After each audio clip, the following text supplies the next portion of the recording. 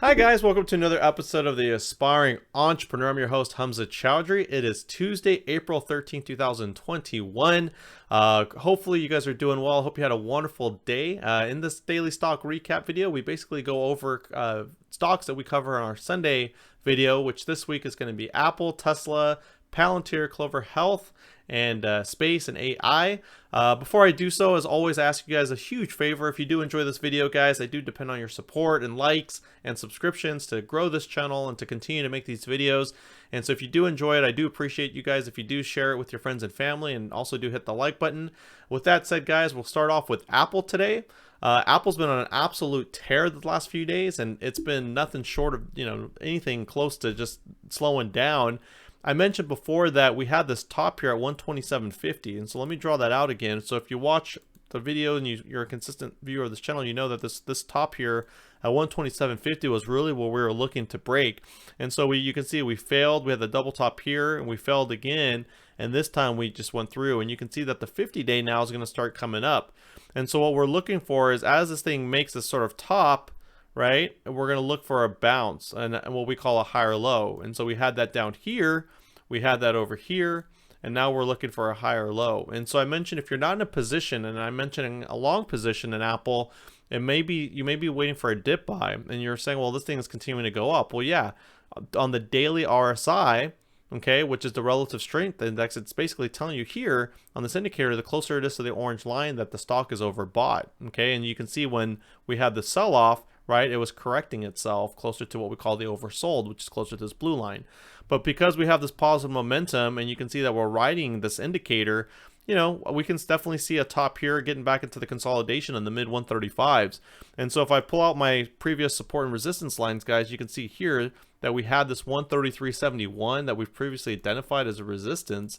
And you can see that in the morning we hit that as resistance, and then we had this tear of a candle. I mean, look at the volume that came in. Normally you see these things kind of fade, and then maybe you might see the volume pick up in the last hour, but you can see that this volume came in Apple, and it went up an entire buck in 15 minutes. And so Apple's been on absolute terror, and it hasn't slowed down one bit. It is trading over the 50, and we're on the upper Bollinger Band, and we're on the bullish side. And so, same thesis as before, guys. If you're day trading, great. If you have options, great. But if you are someone who's trying to build a long position, I personally wouldn't be adding shares to a long position. I'm always looking for a scalp. And again, you can see the 20 days down here, over down here under the 50-day. And so I'm looking again, where did this thing break the top? Okay, that's going to act as potential future support.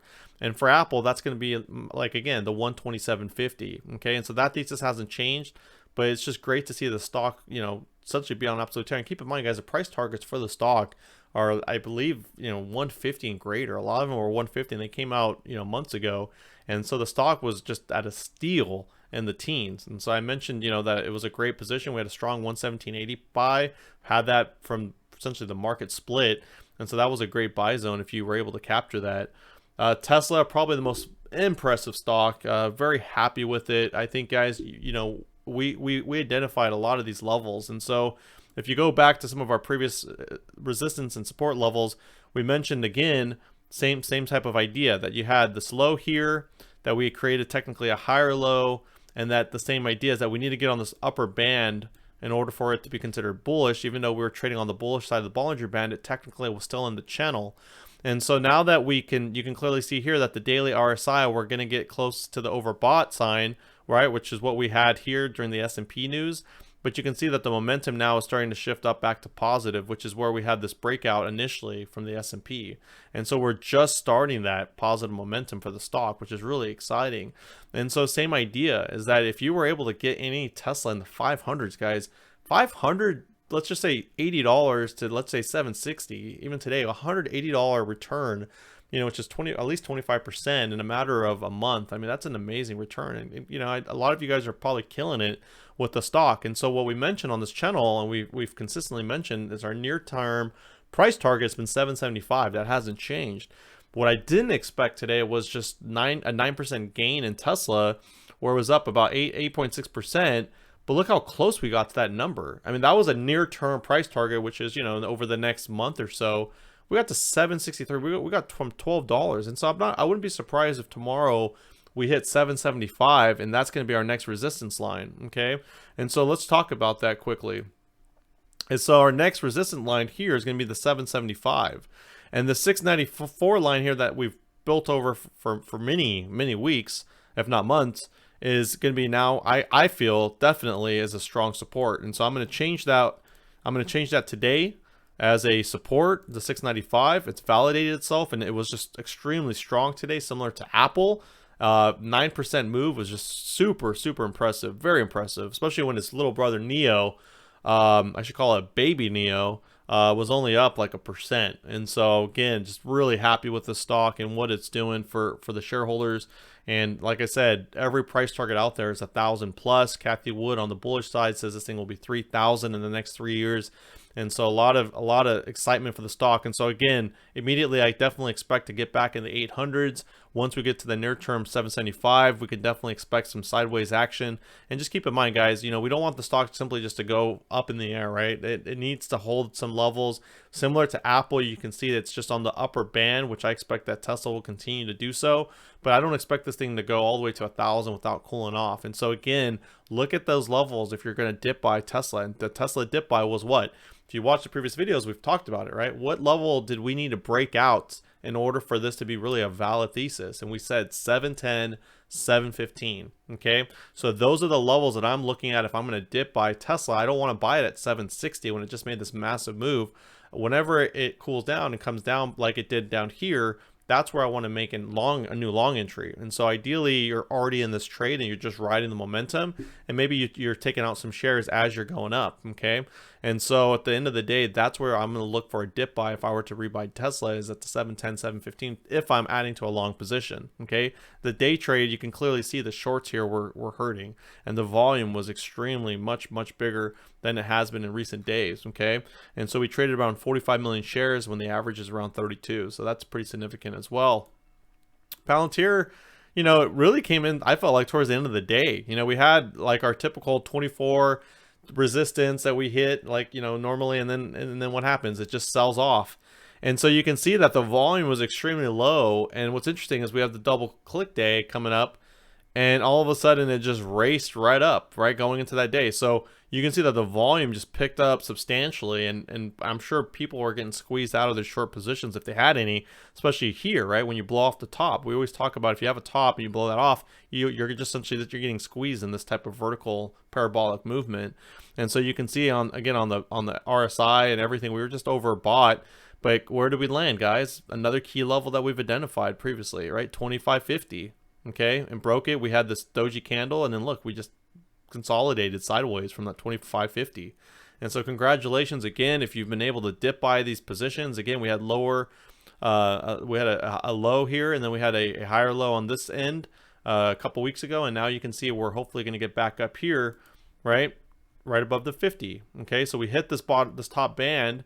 We've been trading sideways in this channel, and again, similar to Tesla, what we want to do is break out of this top here, which in this case is really the 27.50. Okay, and so we hit the top part of the band, and that's what we want to see, is this thing to rip. Okay, and so again, you trade up parabolic, you trade on the upper band, you consolidate, you trade up on the band, you consolidate. Now once you cross below the 20-day, you're on the bearish side of the stock, and now again it creates a channel and it consolidates, and now we're looking for another breakout. Okay, and ideally we're looking at a breakout in the positive direction. Okay, so let's see what happens. Palantir has been beaten down, and so let's see what happens tomorrow. But my expectation again is that we'll get up to 27.50, but you can see that we've had some breakdowns on that level several times, and that to me will be my breakout zone for Palantir personally. And like I mentioned, my near-term price target for Palantir is 31.50. Okay, Clover Health, same idea. A lot of these plays are just trading sideways. We had this higher low, same idea up here. We had the bullish momentum here, and you can see now we had a couple days of fading off, much lower volume, but you can see here now that we're starting to find sort of a bottom, and of course a retest up here. Okay, and so it was really just sort of boring, and it traded, you know, essentially flat. It came up, and then it came back down, tested the lows, and then it retested the highs, and then it just traded really flat. And so we were down just, you know, a cent today, so it wasn't that exciting. But again, near-term price target, same thing. Is we got the 815, We know that the 815 has been previous support and now it's resistance. And so that's going to be up here. And then what we'll do is once we get up to 815 as a support, then like I mentioned before, 880 is acted as a resistance and so forth. And we had this on this day here. You can see clearly that we hit, you know, that 925 perfectly. And that was also part of the upper band. But again, it just sold off. And so I think it's just going to fade. I think the buyers, like I mentioned before, are in the trade. And so just hang on. Okay. And technically we are on the bearish side, but we still have a lot of positive momentum. And so just be patient with the stock, guys. As you can see from a lot of stocks, they try levels, they fade, they try them again, they fade. And that's no different from Spce, right? Spce, Virgin Galactic, is that it had the same idea. In this case, I mentioned to you guys that this was an absolute steal yesterday because we had this convergence of technical indicators, right? And so if you look here, yesterday you had the bottom band, the anchored VWAP, and the 200-day, and you can see we had a perfect bounce off the 200-day, and guess what we had? We had additional validation today on the 200-day right here, okay? And so if you look at the low today, it's 26.47, and if you look at the low yesterday, it was 26.46. And so we had 2 days of validation on the 200-day, so that's been a strong support. Hopefully you've added to a long position, you've started a long position, if you didn't already have one, right? And so I mentioned yesterday, if I was starting a new long position, I would definitely be happy. Now me, I got a little too excited and I did buy closer to the 2850 range yesterday. So I decided to hold and to add some shares, right? As this thing sort of straightens out. So now what we got is we had sideways action. We couldn't break the $31, which we also identified as a resistance, right? And then essentially we tanked and now we're retesting the 200-day and then we're just setting up ourselves for a new long position, okay? And so look forward to that, and that should be a good one. Tomorrow, again, I want to see a test of the 2850. This could be potentially a resistance line now that it's been broken. It was a strong support previously, but I just think that the stock has just been oversold, and I'm looking forward to rebound, okay? And so with AI is the last one, same idea, guys, as we traded for the first time below 90s. I didn't change. I know that this technically would be resistance. You can clearly see that our previous strong support at 6150 yesterday was acting as resistance a couple times. But like I mentioned to you guys, I don't like changing these every single day, especially if my conviction rate's not high. As something holds and consistently fails, not just in one day, but maybe multiple days. So we had 2 days of failure, possibly even 3. Then yes, if AI would have traded below 6150 today, then it probably would have been a good idea to change that to a strong resistance. And so the conviction rate there is the fact that the stock's been beaten down all the way from 110 when it came out with its earnings, okay? And it's just been fading and making essentially what we call the lower highs and the lower lows, right? So here's the high, then it makes a new lower low, here's a lower high, and then here makes another lower low. And so what we're looking for now at this point essentially is that we have this consolidation and channel forming in the Bollinger Band. And what we talked about yesterday, we compared it, if you watched yesterday's daily recap, we compared it to DoorDash and how they both IPO'd at the same day, and that both of their behaviors and chart patterns were very similar. But recently, DoorDash had a strong catalyst that caused the stock to essentially reclaim a good 20% of its losses. And so what we're waiting for essentially is AI to get out of this oversold region and to get just a positive catalyst that can get us back into some positive momentum. Okay, and that's what I'm waiting for, and you can see it's dried up.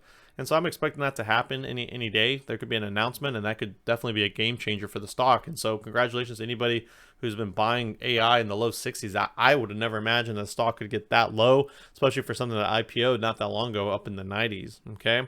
And so with that said, guys, as always, I appreciate your time. I hope you guys were able to get something out of this video and had a solid day, especially if you're a Tesla long or an Apple long. As always, guys, I will talk to you guys tomorrow and have a great day. Take care. Bye-bye.